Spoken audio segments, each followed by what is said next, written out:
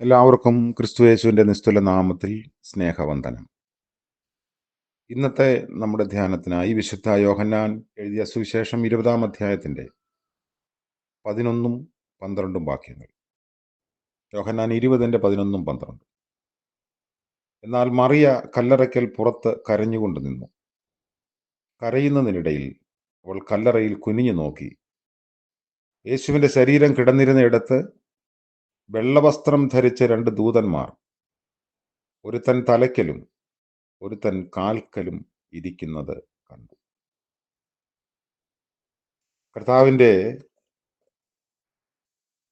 ഉയിർത്തെഴുന്നേൽപ്പിൻ്റെ പരിസരങ്ങളിൽ ആ ആദ്യ പ്രഭാതത്തിൽ സ്നേഹത്തിൻ്റെ ചില ആശയ സംവേദനങ്ങളൊക്കെ നടക്കുന്നുണ്ട്.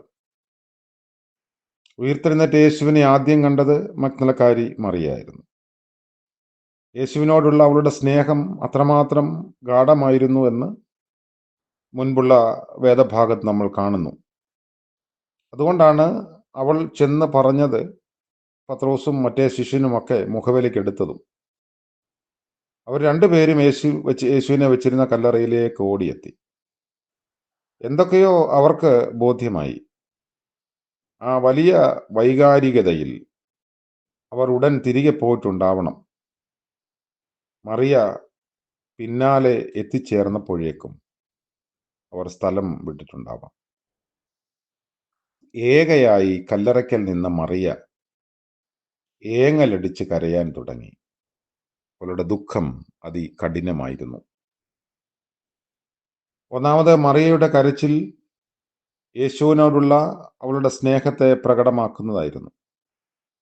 ആരോ യേശുവിൻ്റെ ശരീരം അവിടെ നിന്ന് എടുത്തുകൊണ്ടുപോയി എന്നാണ് മറിയ കരുതിയത്.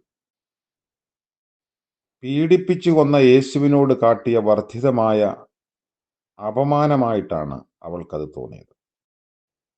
യേശുവിൻ്റെ ഭൗതിക ശരീരത്തിൻ്റെ മുൻപിൽ വിലപിക്കാനുള്ള അവസരം പോലും തനിക്ക് നഷ്ടമായിരിക്കുന്നു. ആരോ തൻ്റെ സമീപം നിൽക്കുന്നതായി തോന്നിയപ്പോൾ അത് തോട്ടം കാവൽക്കാരനായിരിക്കുമെന്ന് കരുതി മറിയ കർത്താവിൻ്റെ ശരീരം അയാളാണോ മാറ്റിയത് എന്ന് ചോദിക്കുന്നു. കല്ലറയിൽ നിന്നും മാറ്റി എവിടെയെങ്കിലും വെച്ചിട്ടുണ്ടെങ്കിൽ താൻ കർത്താവിൻ്റെ ശരീരം എടുത്തുകൊണ്ട് പോയിക്കൊള്ളാമെന്ന് ഒരു ബാല്യ ബുദ്ധിയോടെ മറിയ പറയുന്നുണ്ട്.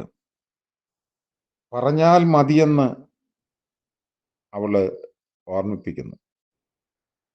ഒരു സ്ത്രീയായ തനിക്ക് ഒറ്റയ്ക്ക് ഒരു പുരുഷന്റെ ശരീരം എടുത്തുകൊണ്ടു പോകാൻ കഴിയുമോ എന്നൊന്നും അവൾ ചിന്തിച്ചില്ല. കല്ലറയിൽ വെച്ചിരുന്നത് ശവശരീരമായിട്ടല്ല അവള് കണ്ടത്.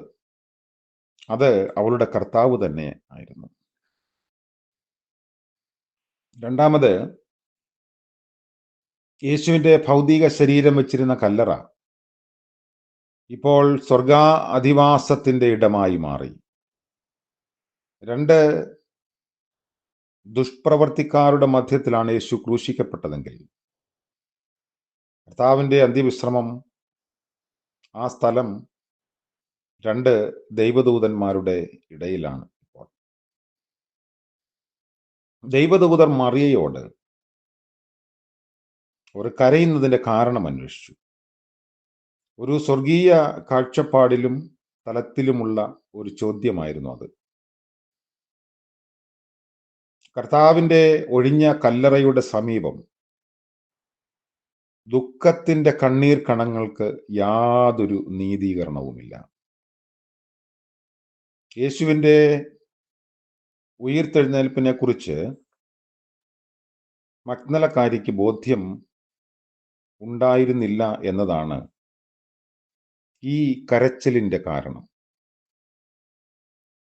ക്രൂശിതനായ കർത്താവിനെ കുറിച്ചുള്ള മറിയയുടെ വിചാരം മരിച്ച യേശുവിനെ കുറിച്ച് മാത്രമായിരുന്നു. മൂന്നാമത്,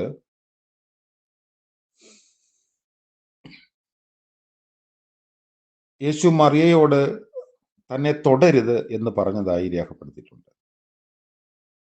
മനസ്സിലാക്കാൻ ബുദ്ധിമുട്ടുള്ള ഒരു വേദഭാഗമാണിത്. പിന്നീടുള്ള ഒരു പ്രത്യക്ഷതയിൽ തോമസിനോട് തന്നെ തൊട്ട് അറിയാൻ ആവശ്യപ്പെടുകയും ചെയ്യുന്നുണ്ട്. മറിയയോട് പോയി തൻ്റെ സഹോദരങ്ങളോട് ഉയിർത്തെഴുന്നേൽപ്പിനെ കുറിച്ച് പറയാനാണ് യേശു ആവശ്യപ്പെടുന്നത്. നമുക്ക് എത്തിച്ചേരാൻ കഴിയുന്ന നിഗമനങ്ങൾ ഈ വചനത്തിന്റെ അടിസ്ഥാനത്തിലുണ്ട്. അരമായ ഭാഷയിൽ കർത്താവ് പറഞ്ഞ ഒരു വാചകത്തിന്റെ അല്പം പിശകായ ഗ്രീക്ക് പരിഭാഷയാണ് അവിടെയുള്ളത് എന്ന് പുതിയ നിയമ പണ്ഡിതന്മാര് അനുമാനിക്കുന്നുണ്ട്. എന്നെ തടഞ്ഞു നിർത്തരുത്, എന്നാൽ ഞാൻ പിതാവിന്റെ അടുത്തേക്ക് കയറിപ്പോകുന്നതിന് മുൻപ് എൻ്റെ സഹോദരരോട് ചെന്ന് അറിയിക്കുക എന്നാണ് കർത്താവ് അർത്ഥമാക്കിയത്. യേശുക്രിസ്തുവിലൂടെ ദൈവം ഒരുക്കിയ രക്ഷാപദ്ധതി പൂർത്തിയാകുന്നത് സ്വർഗാരോഹണത്തിലൂടെയും സ്വർഗീയ അനുഭവത്തിലൂടും കൂടിയാണ്. അത് കഴിയുമ്പോഴാണ് സാർവലൗകിക സഭയുടെ മേൽ പരിശുദ്ധാത്മാവിന്റെ പകർച്ച ഉണ്ടാകുന്നത്. വിശ്വസ്തരും യേശുവിനെ സ്നേഹിക്കുന്നവരുമായ ശിഷ്യ സമൂഹത്തിന്റെ ഉത്തരവാദിത്തം യേശുവിന്റെ ഉയിർത്തെഴുന്നേൽപ്പിന്റെ മംഗളവാർത്ത ലോകത്തെ അറിയിക്കുന്നതും, അങ്ങനെ മറിയയുടെ കണ്ണുനീർ തുടയ്ക്കപ്പെട്ടതുപോലെ കണ്ണുനീർ തുടയ്ക്കുന്നതുമാണ്. യേശുതമ്പുരാൻ തന്റെ സമീപത്ത് നിൽക്കുമ്പോഴും അത് തോട്ടക്കാരനാണെന്ന് സംശയിക്കുന്നതിന്റെ കാരണം ഉയിർത്തെഴുന്നേൽപ്പിനെ കുറിച്ചുള്ള ബോധ്യം ഉള്ളിൽ ഉണ്ടാകാഞ്ഞതുകൊണ്ടാണ്. ജീവനിലേക്ക് കടന്ന യേശുവിനെ തിരിച്ചറിയാൻ കഴിയാത്ത അന്ധത മഗ്ദലക്കാരിയെ ബാധിച്ചതുപോലെ നാമും കർത്താവിനെ തിരിച്ചറിയാതെയായിരിക്കുന്ന അപകടം ഉണ്ടാകാൻ സാധ്യതയുണ്ട്. പുനരുത്ഥാനത്തിന്റെ യാഥാർത്ഥ്യം ഉൾക്കൊണ്ട് ജീവിപ്പാൻ കർത്താവ് നമ്മളെല്ലാവരെയും സഹായിക്കട്ടെ. കണ്ണുനീർ തുടച്ചു മാറ്റുന്ന ദർശനം ഉയിർത്തെഴുന്നേറ്റവന്റെ ദർശനമാണ്. പ്രാർത്ഥിക്കാം.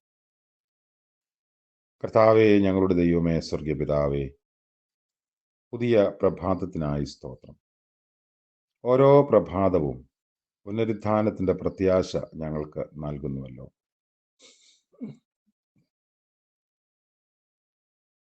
അതുകൊണ്ട് അവിടുത്തെ സാക്ഷികളായി ജീവിപ്പാൻ ഇന്ന് ഞങ്ങളെല്ലാവരെയും സഹായിക്കണമേ.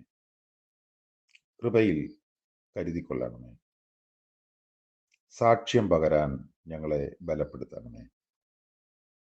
യേശുമശിഹയുടെ നാമത്തിൽ പ്രാർത്ഥിക്കുന്നു. കൃപയോടെ കേൾക്കുമാറാകണമേ. ആമേൻ. സകല ബുദ്ധിയെയും കവിയുന്ന ദൈവിക അനുഗ്രഹവും കൃപയും നമ്മോട് കൂടെ ഇന്നും എന്നേക്കും ഉണ്ടായിരിക്കുമാറാകട്ടെ. ആമേൻ.